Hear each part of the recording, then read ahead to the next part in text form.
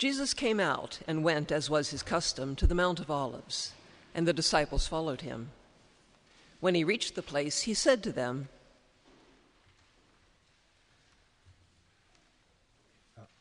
"Pray that you may not come into the time of trial." Then he withdrew from them about a stone's throw away and knelt down and prayed.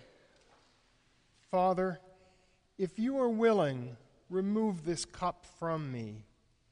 Yet not my will, but yours be done." Then an angel from heaven appeared to him and gave him strength. In his anguish he prayed more earnestly, and his sweat became like great drops of blood falling down on the ground.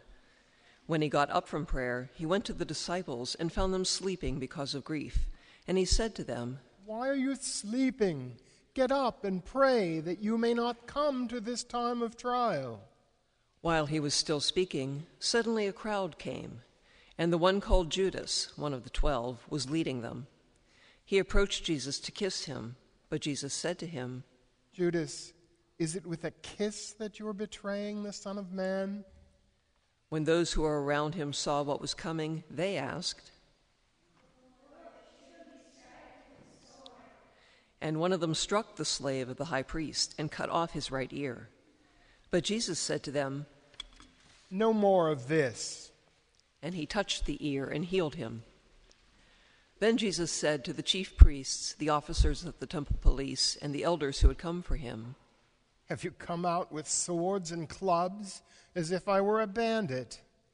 When I was with you day after day in the temple, you did not lay hands on me. But this is your hour and the power of darkness." Then they seized him and led him away, bringing him to the high priest's house. Peter followed at a distance. When they had kindled a fire in the middle of the courtyard and sat down together, Peter sat among them. A servant girl, seeing him among them, said, "This man was also with him." But Peter denied it, saying, "Woman, I do not know him." A little later, someone else, on seeing him, said, "You also are one of them." But Peter insisted. I am not. Then about an hour later, still another kept insisting. "Surely this man also was with him, for he is a Galilean." But Peter insisted. I do not know what you are talking about. At that moment, while he was still speaking, the cock crowed. The Lord turned and looked at Peter, and Peter remembered the word of the Lord, how he had said to him, "Before the cock crows today, you will deny me 3 times." And Peter went out and wept bitterly. Now the men who were holding Jesus began to mock him and beat him. They also blindfolded him and kept asking him, They kept heaping many other insults on him. When day came, the assembly of the leaders of the people, both chief priests and scribes, gathered together, and they brought him to their council. They said, "If you are the Messiah, tell us." And Jesus replied, "If I tell you, you will not believe, and if I question you, you will not answer. But from now on, the Son of Man will be seated at the right hand of the power of God."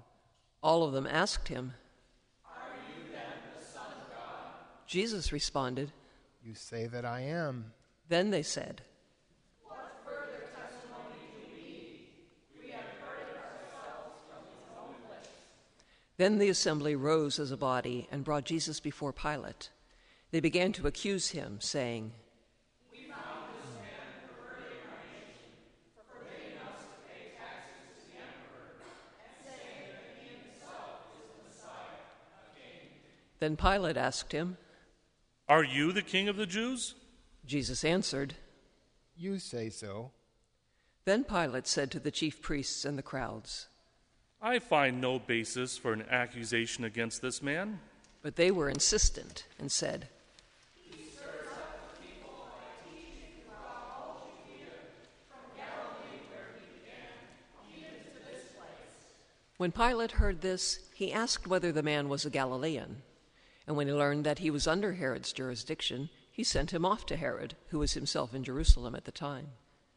When Herod saw Jesus, he was glad, for he had been wanting for a long time to see him, because he had heard about him and was hoping to see him perform some sign. He questioned Jesus at some length, but Jesus gave no answer. The chief priests and scribes stood by, vehemently accusing him. Even Herod with his soldiers treated him with contempt and mocked him. Then he put an elegant robe on him and sent him back to Pilate. That same day, Herod and Pilate became friends with each other. Before this, they had been enemies. Pilate then called together the chief priests, the leaders, and the people, and said to them, "You brought me this man as one who is perverting the people, and here I have examined him in your presence and have not found this man guilty of any of your charges against him. Neither has Herod, for he sent him back to us. Indeed, he has done nothing to deserve death. I will therefore have him flogged and release him." But they all shouted out together, "Away with this fellow! Release Barabbas for us!" This was a man who had been put in prison for an insurrection that had taken place in the city and for murder. Pilate, wanting to release Jesus, addressed them again, but they kept shouting, "Crucify him! Crucify him!" A third time he said to them, "Why? What evil has he done?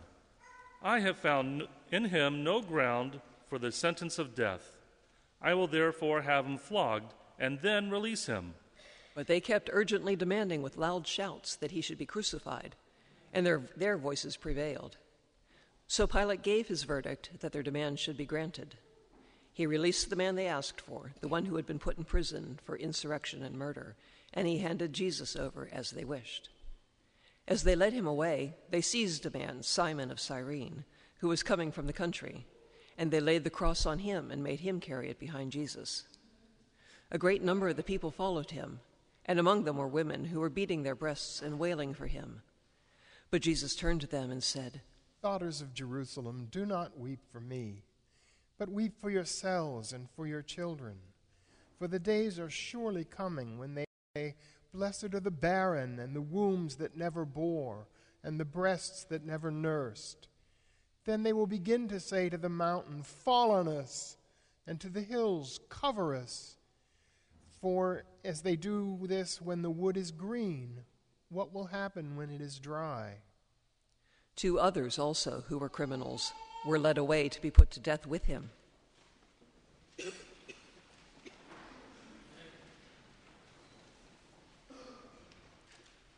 When they came to the place that is called the Skull, they crucified Jesus there with the criminals, one on his right and one on his left.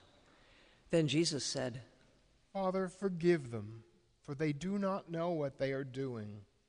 And they cast lots to divide his clothing. And the people stood by watching, but the leaders scoffed at him, saying, He saved others. Let him save himself, if he is the Messiah of God, his chosen one. The soldiers also mocked him, coming up and offering him sour wine, and saying, If you are king of the Jews, save yourself. There was also an inscription over him that read, This is the King of the Jews. One of the criminals who were hanged there kept deriding Jesus and saying, Are you not the Messiah? Save yourself and us. But the other rebuked him, saying, Do you not fear God, since you are under the same sentence of condemnation? And we indeed have been condemned justly, for we are getting what we deserve through our deeds. But this man has done nothing wrong. Then he said, Jesus, remember me when we come into your kingdom. and Jesus replied, Truly I tell you, today you will be with me in paradise. It was now about noon, and darkness came over the whole land until 3 p.m, while the sun's light failed, and the curtain of the temple was torn in two. Then Jesus, crying in a loud voice, said, Father, into your hands I commend my spirit. Having said this, he breathed his last. When the centurion saw what had taken place, he praised God and said, Certainly this man was innocent. And when all the crowds who had gathered there for the spectacle saw what had taken place, they returned home, beating their breasts. But all his acquaintances, including the women who had followed him from Galilee, stood at a distance, watching these things.